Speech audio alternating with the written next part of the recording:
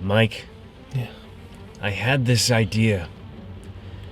This idea for a skit where we'd be going on an adventure.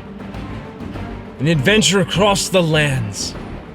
Scouring across mountains. Rummaging through the bushes. And investing our lives in our future. A future where we were watching everything, everywhere, all at once. But alas, here we are at Regal Oaks. And we just watched The Lost City. We're in the worst timeline. The worst. Loretta Sage is missing. I'm gonna rescue her. I just want her to think of me as more than a cover model. Let's start living dangerously. Hello, everybody, and welcome again to Keystone Film Review. We just saw The Lost City instead of Everything Everywhere All at Once, which up until earlier this week, there were showtimes here, and then sometime over the weekend, they're just like, you know what? Only people in New York and L.A. want to watch it. We're taking that. You're not gonna have it. We're taking it. We're doing the old swap-a-rooney. You gotta watch something with your stepmother, Sandra Bullock. Mm-hmm. My dad has a huge crush on Sandra Bullock. That's the only She is a reason. gorgeous human being. She is. And talented. She is talented. And so is Channing Tatum, and so is Bowen Yang, and so is Oscar Nunez, and everyone in this is talented. And but Divine and Brad Pitt and Daniel Radcliffe, who has worked with the Daniels before. Mm-hmm. And we just missed the opportunity to go see them. Yes. But dare I say, this is not a good example of their talents. Mm-hmm. Now, it is a rom-com, so perhaps we are not the target audience here. We're definitely not the target. As many rom-coms as we've watched this year for the podcast, they are not rom-com that we watched just now. This hurt. I'm not gonna lie, it hurt me a lot. Hurt you more than me, probably, because yeah, that's for sure. I had such low expectations that nothing could hurt me. Mm-hmm. This movie could have killed my son, and I would have been like, that sucks. But yeah, I kind of expected that. That's my grandson. That's his grandson, Grandpa Glenn here. Mm-hmm. It tries very hard to be something that is enjoyable for a single person. Mm-hmm. Maybe that single person exists out there somewhere. But I don't see how. I don't even know where to begin. It is just not a good movie. I came into it not with very many expectations at all. So I wasn't really, there was no bar for me. Mm-hmm. But really pretty much almost 15 minutes in, I kind of knew exactly where it was going to go. You saw me slumping more and more. And as much as you were asleep at some point. I wish I was. I was trying so hard.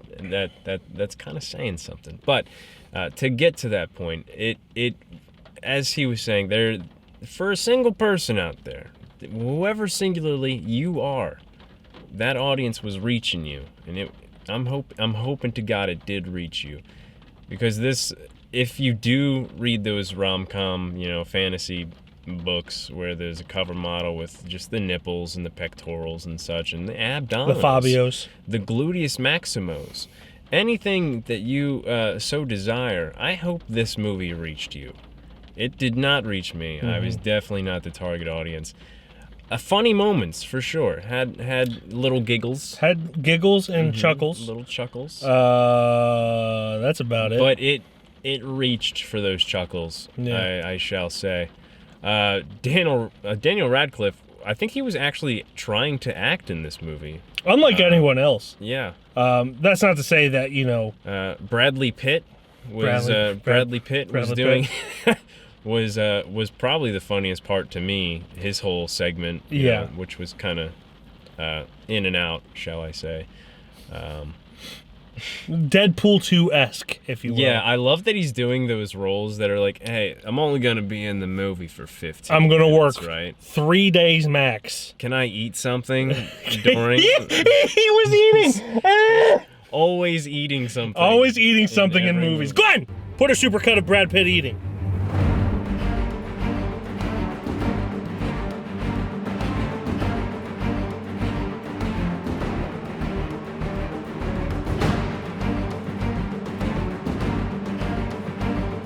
Thank you, Glenn. You're welcome. He was the best part of it to me. He was. This movie, take your mothers to it for sure. They're gonna have a squeal and a giggle, Yeah. especially if they love Channing Tatum. They do. And- You mentioned one thing, how like in my opinion, first, Sandra Bullock and Channing Tatum had little to no chemistry. They tried very hard to have chemistry, and that's not to say that they didn't. They could have.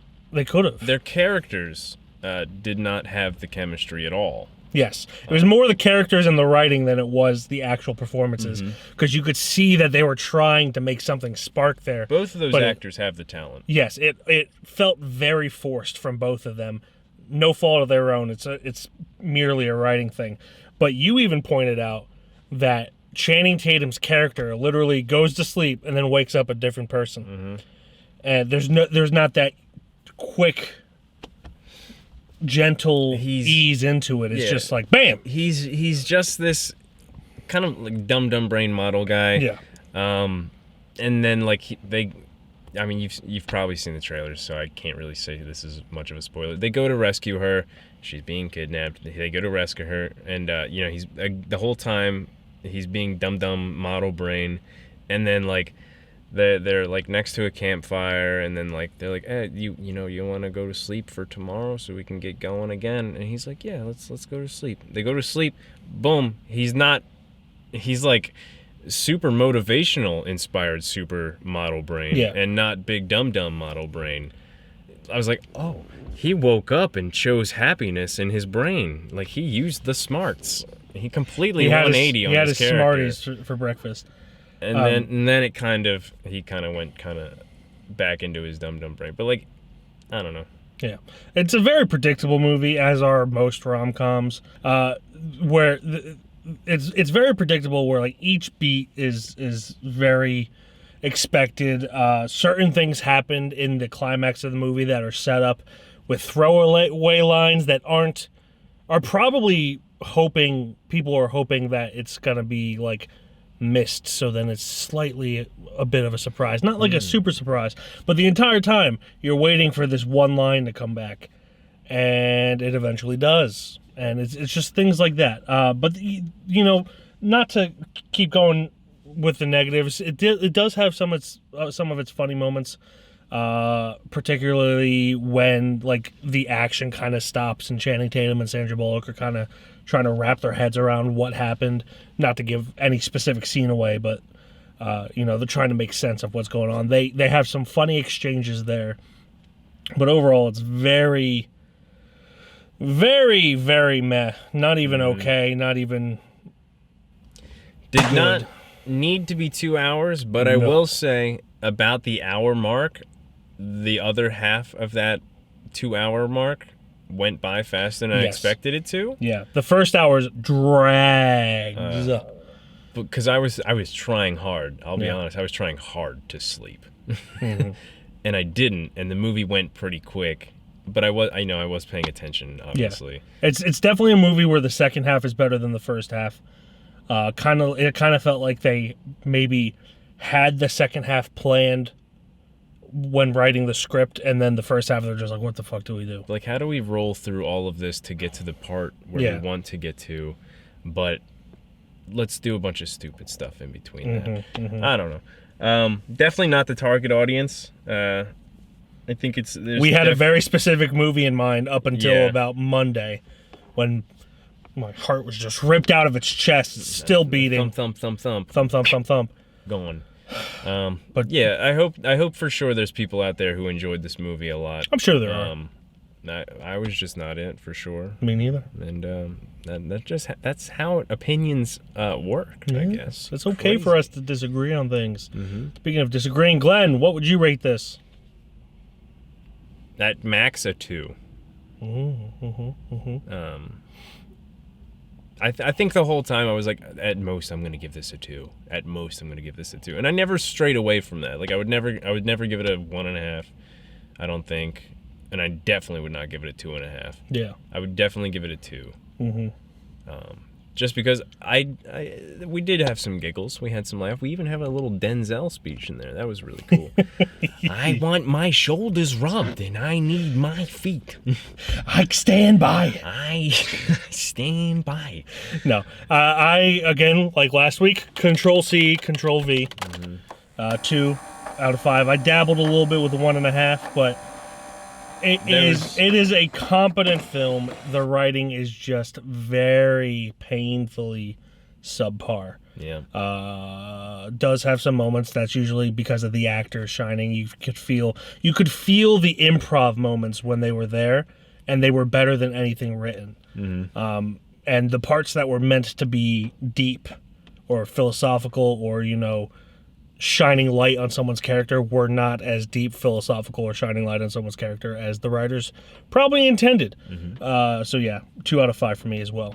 Bada bing. Bada there boom. we go. I think I've been inspired. I think I've caught a case of not the writer's block, but the writer's will to make my own romantic novel. And I think you're gonna be the cover model. It's going to be a very jiggly cover. It's gonna be a big book, and I'm ready for it. I think the thing we learned here is the fact that I wanted to go in to hate this movie more so because of Everything Everywhere All at Once. But while watching it, I realized that it is not the Lost City's fault that Everything Everywhere All at Once did not come out. Mm-hmm. It is movie distributors' fault and bookers. Learn to trust A24. Learn to trust them. Learn that they have their audience. Learn that in these houses, these movie palaces with 16 to 24 screens, there are small auditoriums with like 30 seats in them. Just throw a smaller movie in there. You'll sell it out. That's what you're all about, is selling things out. Do it. Do it. Do it! Goodbye, everybody. Bye-bye.